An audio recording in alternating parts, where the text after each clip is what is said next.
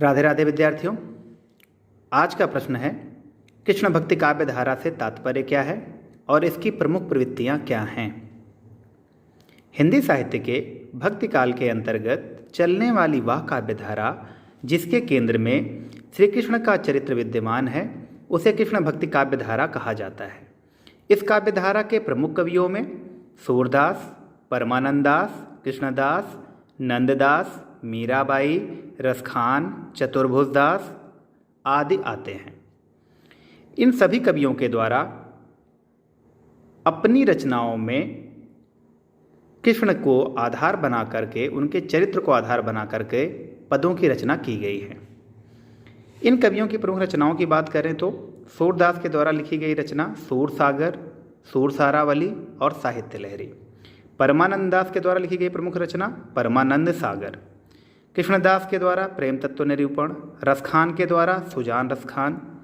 मीराबाई के द्वारा गीत गोविंद की टीका और रुक्मणी मंगल। नंददास के द्वारा भंवर गीत आदि रचनाएं प्रमुख रूप से उल्लेखनीय हैं। हम जब इन सभी समस्त रचनाओं का अध्ययन करते हैं तो यह पाते हैं कि इनमें कुछ प्रवृत्तियां समान रूप से सभी रचनाओं में पाई जाती हैं। तो इस प्रकार कृष्ण भक्ति काव्य धारा में पाई जाने वाली प्रमुख प्रवृत्तियां निम्न हैं। निम्न में पहली कौन सी आएगी? कृष्ण लीला का वर्णन। कृष्ण लीला का वर्णन से तात्पर्य है कि इनकी रचनाओं में, इन कवियों की रचनाओं में कृष्ण के जीवन में की गई, चाहे वो बाल लीला हो, सख्य लीला हो, प्रेम लीला हो, रास लीला हो, कोई भी लीला हो, उसका वर्णन देखने को मिलता है। जैसे कि सूरदास की जो रचना है सूरसागर, उसमें बाल लीला का कितना सुंदर चित्रण इन शब्दों में किया गया है कि मैया कबही बढ़ेगी चोटी, कितिक बार मोहि दूध पियत भई, यह अजहू है छोटी। कि मैया, श्री कृष्ण अपनी माँ यशोदा से कहते हैं कि मैया मेरे बाल आपके बराबर कैसे हो जाएंगे? तो उन्हें कहती हैं कि जब तुम दूध पियोगे तब तुम्हारे बाल बड़े हो जाएंगे। तो कहते हैं ठीक है, मैं दूध पीऊँगा। माँ उनको दूध ला के देती है और वो पहला घूंट पीते हैं और अपने बाल को देखने लग जाते हैं, पर बाल बड़े नहीं होते हैं। तो वही वो पूछ रहे हैं कि मैया कबही बढ़ेगी चोटी, कितिक बार मोहि दूध पियत भई, यह अजहू है छोटी। मुझे कितनी बार हो गया दूध पीते हुए, पर यह अभी भी छोटी है। तो यह उनकी बाल लीला का एक सुंदर चित्रण है जो सूरदास की रचना सूरसागर में मिलता है। इसी प्रकार दूसरी प्रवृत्ति हमें क्या देखने को मिलती है कि प्रेम की विराटता एवं अनन्यता का चित्रण। इसका अर्थ यह हुआ कि प्रेम के व्यापक रूप का और एकनिष्ठ रूप का चित्रण हमें कृष्ण भक्ति काव्य धारा में देखने को मिलता है। उदाहरण के लिए सूरदास की गोपियाँ जब उद्धव उनके पास निर्गुण निराकार ईश्वर की आराधना उपासना का संदेश लेकर आते हैं तो सूरदास की गोपियाँ उनसे यह कहती हैं कि हमारे हरि हारिल की लकड़ी, हमारे लिए जो हमारे श्री कृष्ण हैं वो हारिल पक्षी की लकड़ी के समान है, जिसके प्रति हमारा एकनिष्ठ भाव है और हम उन्हें किसी भी प्रकार से छोड़ नहीं सकते हैं। इसी प्रकार का भाव आपको अन्यत्र कवियों की रचनाओं में भी देखने को मिलता है। तीसरी प्रवृत्ति हमें मिलती है वात्सल्य एवं श्रृंगार रस का व्यापक चित्रण। वैसे तो इनके काव्य में लगभग कई रस देखने को मिल जाते हैं। श्रृंगार और वात्सल्य के साथ साथ आपको हास्य रस, सख्य भाव और करुण रस और रौद्र रस भी देखने को मिल जाता है, किंतु जो प्रमुखता है वो वात्सल्य रस और श्रृंगार रस की ही है। वात्सल्य रस की दृष्टि से देखें तो सिखवत चलन जसोदा मैया, अर बराय कर पानी गहावती, डगमगाए धरे पैया। सूरदास लिखते हैं कि माँ यशोदा श्री कृष्ण को चलना सिखा रही हैं और इस चलने को सिखाने के क्रम में जब उनके पांव डगमगाने लगते हैं तो अपना हाथ उन्हें पकड़ा देती हैं और इस प्रकार वो क्या करते हैं, डगमगा करके पैर धरती पर रखते हुए चलना सीख रहे हैं। श्रृंगार की दृष्टि से देखें तो गोपियाँ श्री कृष्ण के वियोग से बहुत क्षुब्ध हैं और वो लिखती हैं मेरे नैन बिरह की बेल भई, मेरे नैन बिरह की बेल हो गए हैं, जो किसी भी प्रकार से खत्म नहीं हो रहे हैं।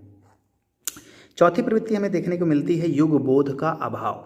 इसका तात्पर्य यह है कि कृष्ण भक्ति काव्य धारा के कवियों के द्वारा लिखी गई रचनाओं में उनके समय, समाज, संस्कृति का तो जिक्र मिलता है, किंतु राजनीतिक अवस्था, आर्थिक अवस्था का जिक्र बिल्कुल भी बहुत ही कम रूप में देखने को मिलता है। और इसकी पुष्टि अष्टछाप के कवि कुंभन दास की इन पंक्तियों से भी हो जाती है कि संतन को कहाँ सीकरी सो काम, आवत जात पनहिया टूटी बिसरी गयो हरिनाम। अगली प्रवृत्ति में जो देखने को मिलती है वो है संगीतात्मकता। कृष्ण भक्ति काव्य धारा में जो साहित्य रचा गया है उसमें हमें विभिन्न राग रगनियाँ, सुर लय ताल देखने को मिलते हैं और इन्हीं सुर लय ताल राग रगनियों के आधार पर उसके साहित्य में, कृष्ण भक्ति काव्य धारा के साहित्य में संगीतात्मकता की प्रवृत्ति विद्यमान हो जाती है। मीराबाई का यह जो पद है, पग घुंघरू बांध मीरा नाची रे, इसे राग मालकौस और भी अन्य रागों में अब तक जो है संगीतबद्ध किया जा चुका है। अगली प्रवृत्ति हमें जो देखने को मिलती है वो है उद्दीपन रूप में प्रकृति चित्रण। उद्दीपन रूप में प्रकृति चित्रण से तात्पर्य यह है कि प्रकृति का चित्रण प्रकृति के रूप में, उसके स्वतंत्र रूप में ना होकर के मनुष्य के सुख दुख और उसके व्यवहारों, उसके भावों को उभारने के रूप में, उत्तेजित करने के रूप में देखने को मिलता है।